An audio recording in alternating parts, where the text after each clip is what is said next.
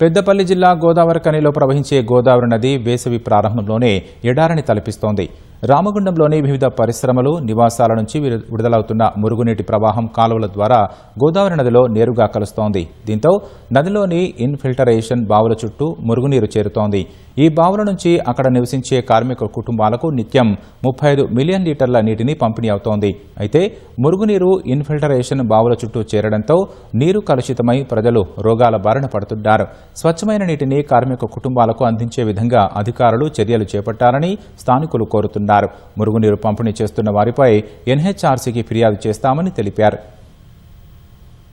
కాన్స్టిట్యున్సీలో ఉన్నటువంటి Singareni RG1, RG2, RG3కి సంబంధించి ఇక్కడ ఉన్నటువంటి ఇన్ఫిల్ట్రేషన్ వెల్స్ చాలా రోజులకెళ్ళి ఒక 60 ఏళ్ళ పాతయ్యేవి. అప్పుడు గోదావరి రివర్ లైవ్లో ఉండే. ఇప్పుడేమో గోదావరి రివర్ ఎండిపోయేసి రామగుండం మున్సిపల్కి సంబంధించిన డొమెస్టిక్ వేస్ట్ వాటర్, NTPCకి సంబంధించినటువంటి ఇండస్ట్రియల్ వేస్ట్ వాటర్ అంతా కూడా వచ్చి ఇన్ఫిల్ట్రేషన్ వెల్ల దగ్గరికి డైవర్ట్ చేసుకొని నీళ్లు లేకపోవడం వల్ల ఈ మురుగునీరునే దాంట్లోకి తీసుకుపోయి ఇవాళ అదే నీరు డైరెక్ట్ పంపింగ్ చేసి కార్మికులకు తాగిస్తా ఉన్నారు.